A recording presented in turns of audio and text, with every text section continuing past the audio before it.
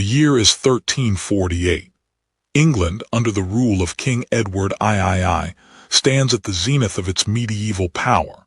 Victories in France echo in the halls of Windsor, and the chivalric code binds the aristocracy. But beneath the veneer of glory, currents of political ambition and social change stir.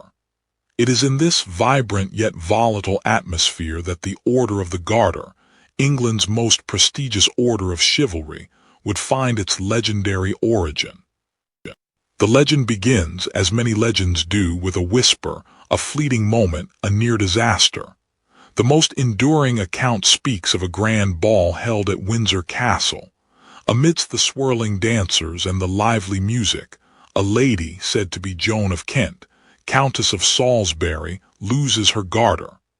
The silken band falls to the floor, causing a ripple of snickers and embarrassed glances. King Edward III, ever the embodiment of chivalry, observes the scene with keen awareness.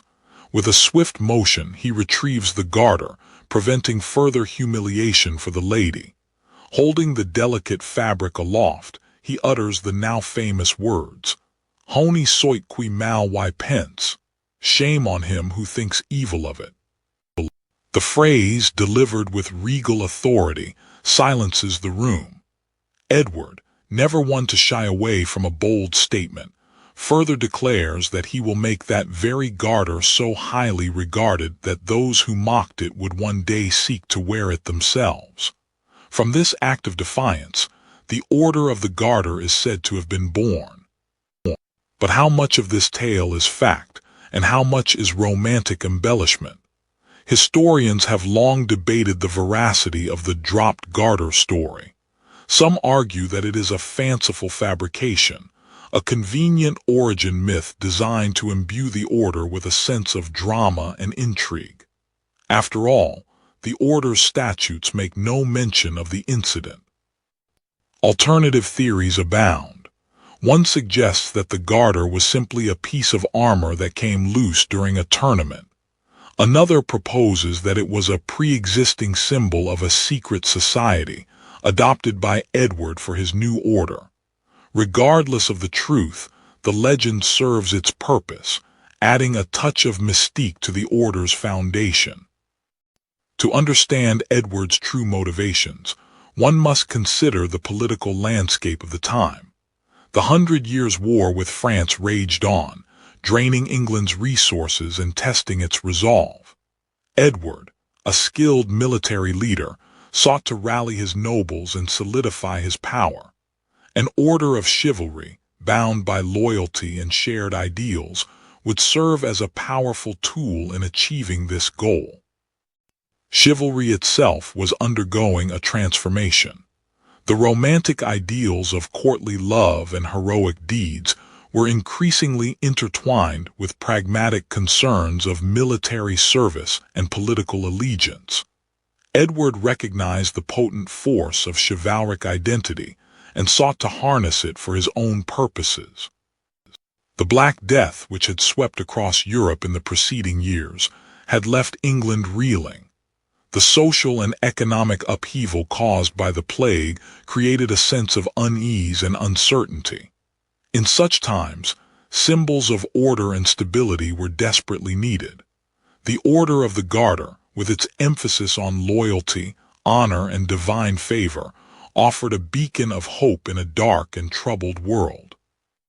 The garter itself, regardless of its origin story, held symbolic significance. As an article of dress associated with women, it could represent the virtues of courtly love and feminine grace. As a band used to secure armor, it could symbolize strength, unity, and military prowess.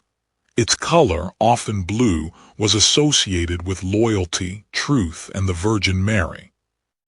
The motto, "Honi soit qui mal y pense," is itself open to interpretation. On one level, it serves as a rebuke to those who would think ill of the lady who dropped the garter. On a deeper level, it suggests that those who question Edward's motives or actions are themselves guilty of malice and ill intent. It is a powerful statement of royal authority and unwavering conviction. Thus, the Order of the Garter was born. Whether from a moment of chivalrous intervention or calculated political maneuvering, its creation marked a turning point in English history. It would become a symbol of royal power, chivalric ideals, and national identity, enduring through centuries of turmoil and transformation. Its story is a testament to the enduring power of myth, the allure of chivalry, and the enduring legacy of Edward III. Edward III, a king forged in the fires of ambition and martial prowess, ascended the throne with a vision to make England the undisputed jewel of Europe. He saw himself not merely as a ruler, but as the embodiment of chivalry, a modern-day Arthur leading a new round table. Tournaments were more than mere sport for Edward. They were carefully orchestrated displays of power, designed to impress foreign dignitaries and rally the English nobility behind his banner. Each clash of steel, each expertly executed maneuver, reinforced his image as a warrior king. Philippa of Hainault, his queen, understood the subtle nuances of power as well as any man. She was a constant advisor, her diplomatic skills often smoothing ruffled feathers and solidifying alliances both at home and abroad. And then there was Edward, the Black Prince, his eldest son. Already a formidable warrior, he embodied the chivalric ideals that his father so fervently promoted. His victories on the battlefield were a testament to Edward III's own influence and guidance. The king cultivated a court where honor was paramount. Loyalty to the crown was not merely expected, it was ingrained. He fostered a sense of brotherhood amongst his knights, a band of elite warriors bound by oaths of fealty and mutual respect. The tournament, a theater of war, was also a powerful tool of propaganda. It showcased England's military might, attracting skilled combatants from across the continent and serving as a training ground for future campaigns. The rewards for valor were significant. Land, titles, and royal favor were bestowed upon those who demonstrated exceptional skill and unwavering loyalty. This system of patronage ensured that the most capable and devoted knights remained at the king's service. The societal norms of the era dictated a strict code of conduct. Chivalry demanded not only military prowess, but also courtesy, piety, and the protection of the weak. Poets and minstrels immortalized these virtues, shaping the popular perception of knighthood. Yet beneath the veneer of chivalry lay the hard realities of power. Edward understood that maintaining control required more than just brute force. It demanded the manipulation of symbols, the cultivation of loyalty, and the strategic deployment of resources. Philippa, ever the astute observer, saw the importance of influencing not only the battlefield, but also the hearts and minds of the people. She commissioned works of art and supported charitable causes, fostering a sense of unity and shared identity within the realm. The Black Prince, trained from youth in the arts of war and governance, was the embodiment of Edward's vision for the future. He was the heir apparent, the guarantor of the dynasty, and a living symbol of English ambition. Edward III, standing amidst the grandeur of Windsor Castle, looked out upon his kingdom with a sense of accomplishment and anticipation. He knew that the pursuit of chivalry and the projection of power were inextricably linked, and that the future of England depended on his ability to master both. The year is 1349. Following the initial formation of the Order of the Garter, Edward III formally declared its statutes. These regulations, meticulously crafted, define the very essence of the order. The statutes ordained that the order would be governed by the sovereign, always the reigning monarch, and 25 knight companions. These knights, chosen for their valor, loyalty, and noble lineage, were the backbone of the order. Membership was a high honor, bestowing immense prestige and influence. The selection process was rigorous. Each year on St. George's Day, vacancies were announced, and nominations were put forward. The sovereign, advised by the other knights, carefully scrutinized each candidate. Factors such as military achievements, unwavering fealty to the crown, and moral character were heavily weighted. The very symbol of the order, the Garter, bore the enigmatic motto, Honi soit qui mal y pense. Shame on him who thinks evil of it. It served as a constant reminder to the knights to conduct themselves with honor and to deflect any slanderous accusations with unwavering integrity. Induction into the order was a solemn and elaborate affair. New knights were invested with the Garter during a grand ceremony, typically held at Windsor Castle. They swore an oath of loyalty to the sovereign and pledged to uphold the ideals of chivalry. The newly invested knight was now bound by the order's code of conduct. The statutes also dictated the order's rituals and obligations. Knights were required to attend annual feasts and religious services, most notably at St. George's Chapel in Windsor Castle. These gatherings reinforced their bonds of camaraderie and provided opportunities to discuss matters of state and chivalry. Among the first knights were figures such as Sir Reginald de Cobham, a seasoned warrior and trusted advisor to the king. His experience in battle was invaluable to the English crown.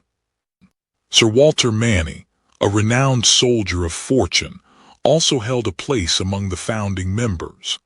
His battlefield prowess was legendary, and his loyalty to Edward III unquestionable. These initial knights and their successors formed the core of an order that would come to represent the highest ideals of English chivalry and service to the crown. The Order of the Garter was not merely a symbol of prestige.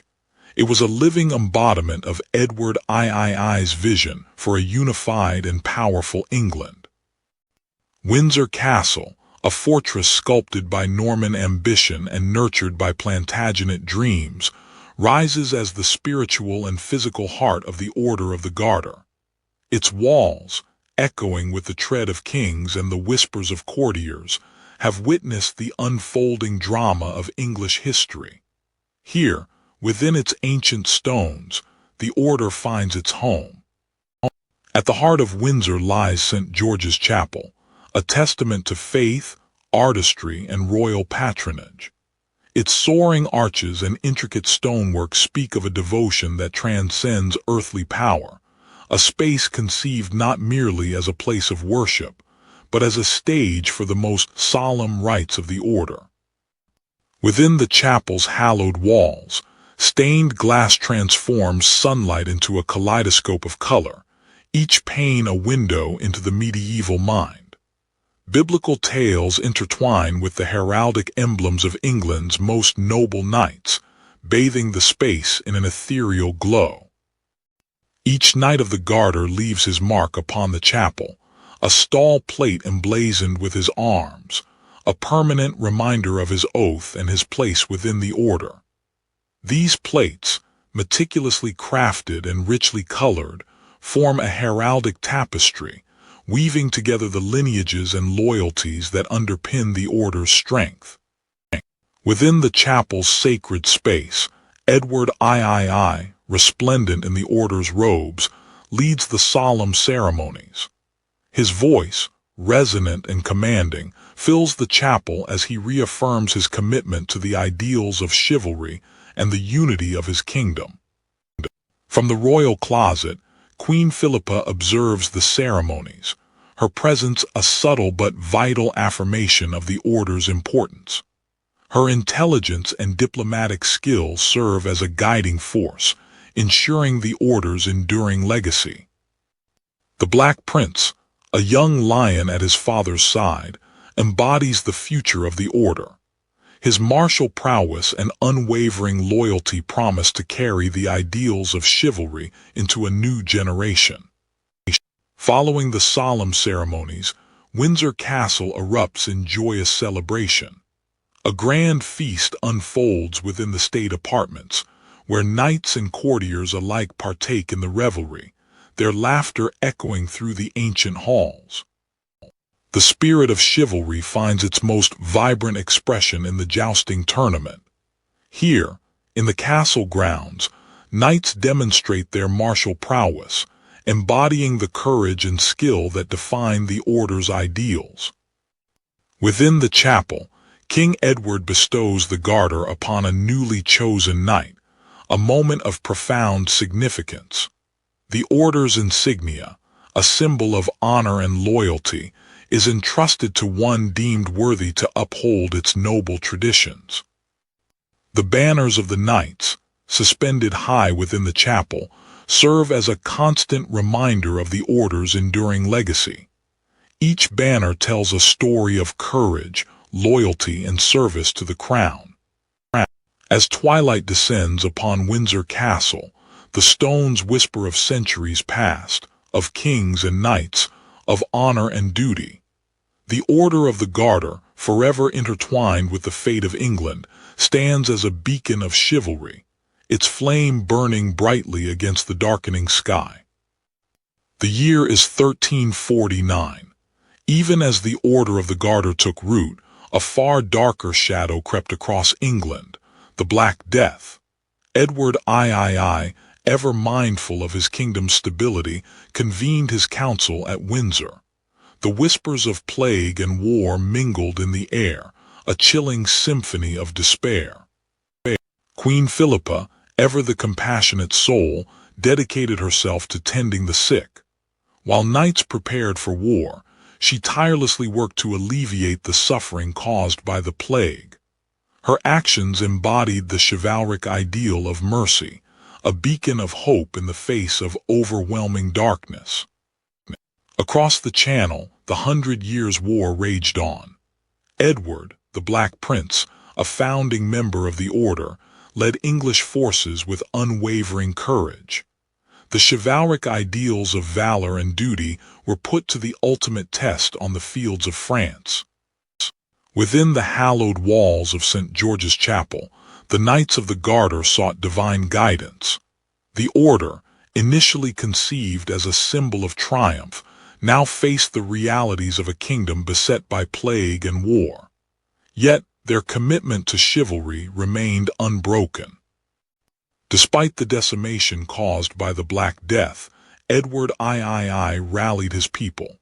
He used the Order of the Garter as a symbol of resilience, urging his knights to uphold their vows and inspire hope. Recruitment efforts continued, filling the ranks depleted by disease. The Battle of Crecy became a testament to English might and the Black Prince's valor. Leading his forces with strategic brilliance and unmatched courage, he secured a decisive victory against the French. The Order of the Garter gained further prestige through his actions. Following the Siege of Calais, Queen Philippa demonstrated the true meaning of chivalry. She implored her husband, Edward III, to spare the lives of the city's burghers, showcasing her compassion and diplomatic skill. Her intervention saved countless lives and cemented her reputation as a merciful queen. The realities of war tested the very essence of chivalry.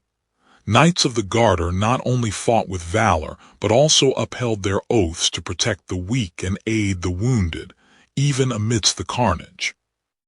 The Order of the Garter continued to induct new members, even in the face of adversity. The ceremonies, though more subdued, served as a powerful reminder of the enduring values of chivalry and the importance of unity in a time of crisis. The Battle of Poitiers marked another signal victory for the Black Prince. His tactical brilliance and unwavering resolve led to the capture of the French king, further solidifying England's dominance in the 100 Years' War, and elevating the status of the Order of the Garter. Back in England, Queen Philippa played a crucial role in managing the kingdom's resources. The combined strain of plague and war had placed immense pressure on the economy, and her astute leadership proved essential in maintaining stability. The Black Death and the 100 Years' War tested the Order of the Garter and the kingdom to their limits. Yet, through unwavering chivalry, strategic leadership, and compassionate governance, Edward III and his knights emerged stronger, their commitment to honor and duty forever etched in the annals of English history. The Order, tempered in the fires of adversity, stood as a beacon of hope for a nation scarred but not broken. The summer sun heralds the arrival of the Garter feast, a spectacle that transforms Windsor Castle into a vibrant tapestry of chivalry and royal grandeur. For days, preparations have been underway, ensuring every detail reflects the honor and prestige of the Order of the Garter. King Edward, the architect of this noble fellowship, takes a personal interest in the feast's arrangement. His vision, to unite the most valiant knights under a banner of honor, is about to be realized once more. Queen Philippa, a beacon of grace and diplomacy, ensures that the feast reflects not only the king's power, but also the refinement and culture of the English court. Her presence adds a touch of elegance to the martial spirit of the occasion. The procession is the heart of the Garter feast. Knights, symbols of courage and loyalty, march in solemn formation, their presence a testament to the ideals of chivalry that underpin the order. The investiture is a sacred ritual, a formal induction into the brotherhood of the Garter. As each new knight kneels, he pledges his allegiance to the crown and to the chivalric ideals that define the order. The Black Prince, a rising star in English chivalry, observes the investiture with keen interest, embodying the future of the order and the kingdom. The feast is a celebration of knighthood and camaraderie. Amidst the rich food and flowing wine, alliances are forged and tales of valor are shared. The bonds of the order are strengthened during these shared moments of celebration. The knights, united by their commitment to chivalry, revel in the fellowship of their noble company. The herald's pronouncements serve as a reminder of the order's purpose, to recognize and celebrate the valor and service of its members. Their deeds become an inspiration for all.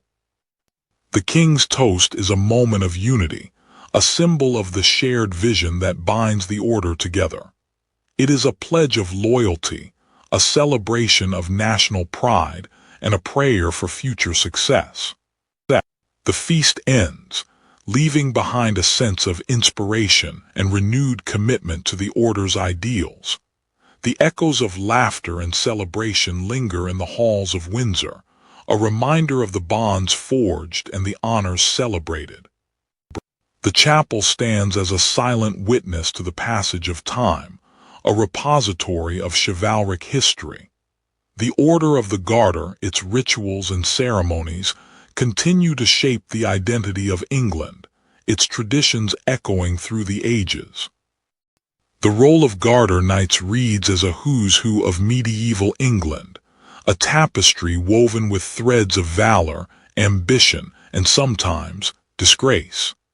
Each knight, upon accepting the honor, swore to uphold the order's chivalric ideals, but the path to glory was often fraught with temptation. First among equals was Edward, the Black Prince, a paragon of chivalry. His courage on the battlefield was legendary. Crecy stands as a testament to his martial prowess and unwavering commitment to the crown. As a founding member, his very presence elevated the order's prestige. Sir John Chandos, another founding member, served as a close advisor and confidant to the Black Prince. His tactical acumen and unflinching loyalty were invaluable in the 100 Years' War. Chandos was the epitome of the chivalrous knight, known for his wisdom and fairness. Sir Walter Manny, a renowned soldier of fortune, was also among the first Garter knights. His bravery was matched only by his compassion. He famously negotiated a truce to allow the starving inhabitants of Calais to leave the city, a testament to the humanity that chivalry, at its best, could inspire. Philippa of Hainault, queen consort, though not a knight herself, embodied the spirit of the order. Her intervention to save the burghers of Calais from execution demonstrated the mercy and clemency expected of a true knight. Her influence softened the harsh realities of war and reminded all of the higher ideals they were meant to serve. Not all Garter knights lived up to the order's ideals. Richard Fitzalan, Earl of Arundel, was a powerful nobleman whose ambition led him down a treacherous path. His defiance of Richard II led to his eventual execution for treason, a stark reminder that even the most esteemed knights could fall from grace. Robert de Vere, Earl of Oxford, another knight whose actions tarnished the order's reputation. His scandalous affair with Richard II's cousin and subsequent desertion of his post in battle revealed a shocking lack of honor and loyalty. He was eventually attainted and exiled. The lure of power and wealth proved too strong for some. Sir Thomas Grey was stripped of his knighthood and title for conspiring against King Henry V, his betrayal staining the honor of the Garter. He was later executed for his part in the Southampton plot. Yet amidst the shadows, many shone brightly. King Henry V, though not a founding member, was inducted into the order. His leadership at Agincourt was a testament to his courage and strategic brilliance. He embodied the warrior king ideal, leading his men to victory against overwhelming odds. Sir John Fastolf, despite later controversies surrounding his conduct in battle, contributed significantly to the English war effort in France. He endowed several educational institutions and was known for his charitable works, showcasing another facet of chivalric virtue. Richard III, whose reign was steeped in controversy, used the order to solidify his power. Though his actions were often questioned, he remained a member, underscoring the complex relationship between the order and the ruling monarch. As the medieval era drew to a close, the Order of the Garter continued to evolve. Henry VII, the first Tudor king, recognized its importance in uniting a war-torn nation and solidifying his dynasty's claim to the throne. The order, with its blend of heroism and villainy, honor and betrayal, remained a powerful symbol of English identity, poised to enter a new age.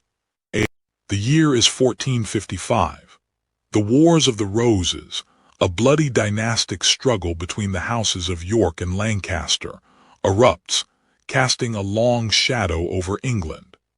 The Order of the Garter, once a symbol of unity and chivalry, finds itself fractured along partisan lines, its knights forced to choose between loyalty to their king and allegiance to their cause.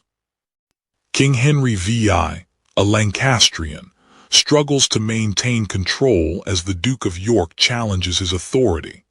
Members of the order, bound by oath to the crown, now find themselves on opposing sides of the battlefield.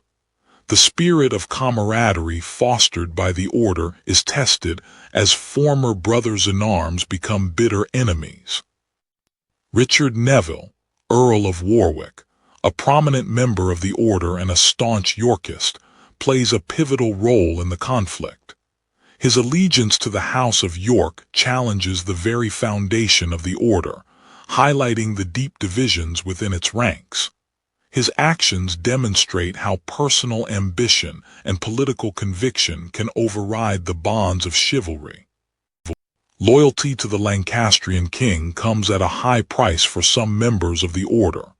Sir Thomas Kyriel, a staunch Lancastrian, remained steadfast in his support for Henry VI, even in the face of defeat and death. His unwavering fidelity serves as a poignant example of the sacrifices made during this tumultuous period.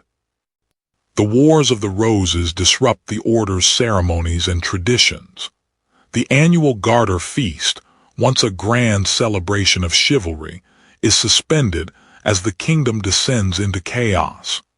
The investiture of new knights is postponed, and the order's statutes are largely ignored amidst the political upheaval.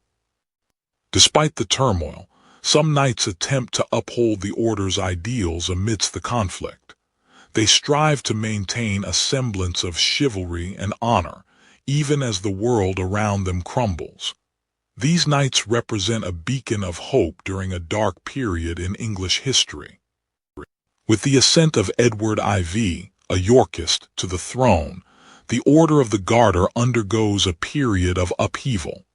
Lancastrian knights are stripped of their membership, and their banners are removed from St. George's Chapel. Yorkist loyalists are appointed in their place, further solidifying the order's alignment with the new regime. Queen Elizabeth Woodville, Edward IV's queen, seeks to bridge the divide between the warring factions within the order. She encourages reconciliation and attempts to restore the order's reputation as a symbol of unity. Her efforts, however, are met with resistance from both sides. The reign of Richard III brings further instability to the order. Richard's paranoia and ruthlessness lead to the execution of several Garter knights suspected of disloyalty. The order becomes a tool for consolidating his power, further eroding its integrity. The Battle of Bosworth Field marks the end of the Wars of the Roses and the beginning of the Tudor dynasty.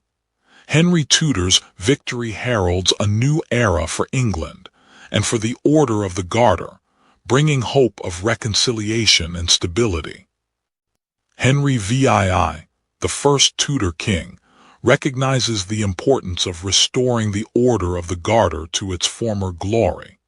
He initiates reforms aimed at healing the divisions of the past and re-establishing the order as a symbol of national unity and chivalry. The order begins its slow climb back to prominence. The Wars of the Roses leave an indelible mark on the Order of the Garter. The conflict exposes the fragility of chivalric ideals in the face of political ambition and underscores the importance of loyalty and unity. Despite the challenges, the order survives, emerging as a testament to the enduring power of tradition and the resilience of the English monarchy. The reign of the Tudors dawned upon England, bringing with it winds of change that would reshape the very fabric of the nation, and the Order of the Garter would not be exempt from these transformations.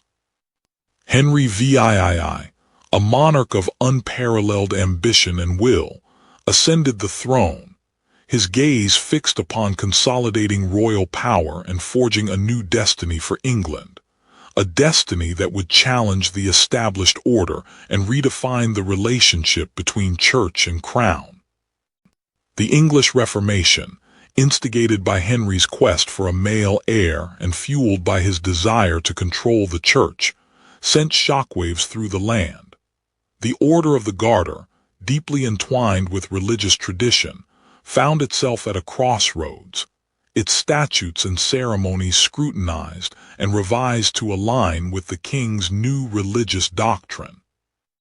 The spiritual heart of the order, St. George's Chapel at Windsor, underwent a subtle yet significant transformation. Prayers were now offered in English, rather than Latin, and the emphasis shifted from papal authority to the supremacy of the English monarch. The Knights of the Garter, a brotherhood bound by chivalry and tradition, found themselves navigating a treacherous landscape of religious and political upheaval. Some embraced the changes, while others clung to the old ways, their loyalties divided between king and conscience. The Tudor court was a stage where fortunes could rise and fall with breathtaking speed. Thomas Boleyn, once a favored courtier and Knight of the Garter, found himself ensnared in the web of royal intrigue, his fate sealed by the shifting tides of power. Sir Thomas More, a man of unwavering principle and intellectual prowess, faced a profound moral dilemma. His refusal to acknowledge Henry as the supreme head of the Church led to his imprisonment and eventual execution, a stark reminder of the price of conscience in an age of absolute power.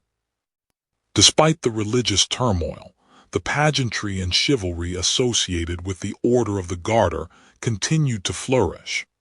Jousting tournaments, grand feasts, and elaborate ceremonies served as a reminder of England's martial heritage and the enduring ideals of knighthood.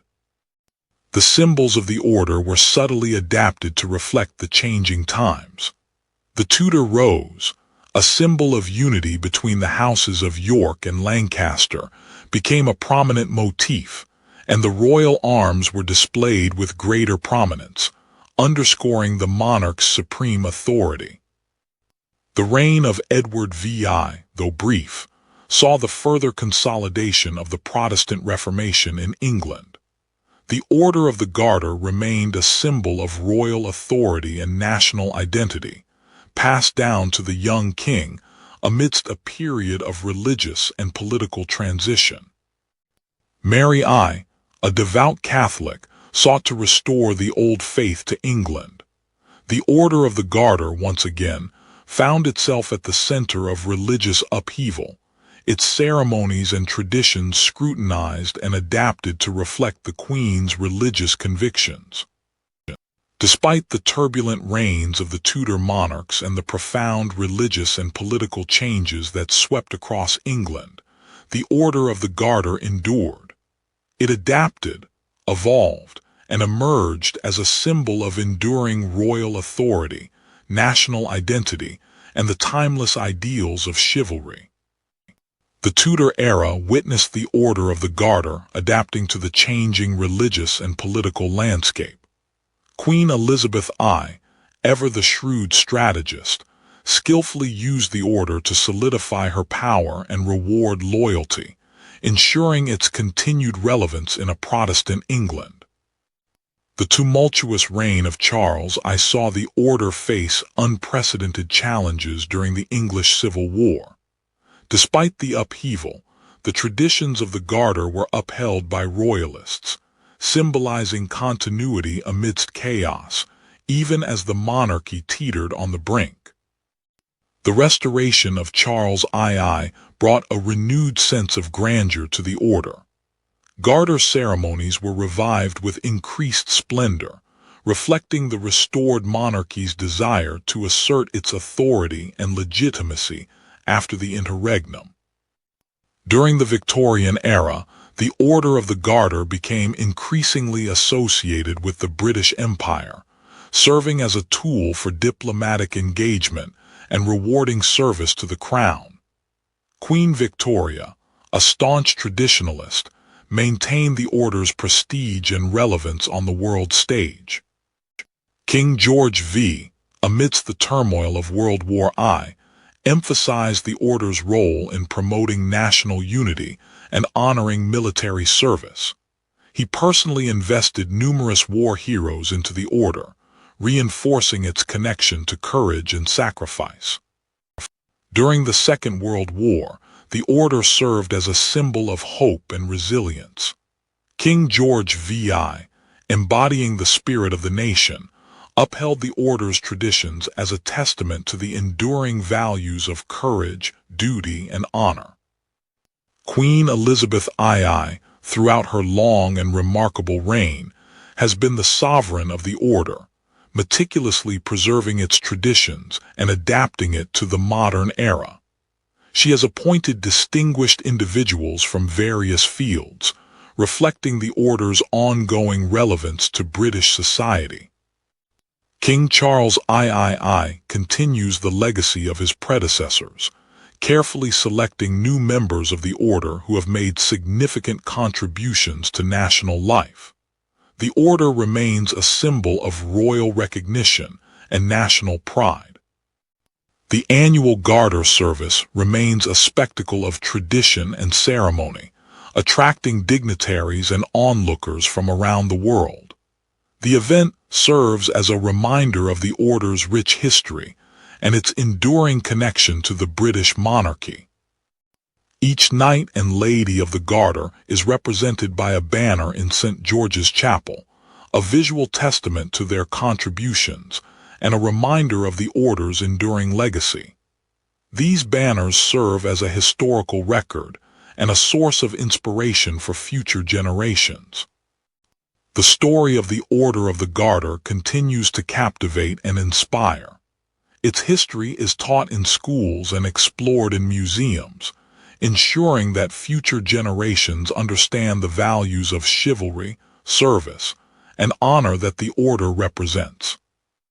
The motto of the order, Honi soit qui mal y pense, shame on him who thinks evil of it, continues to resonate today.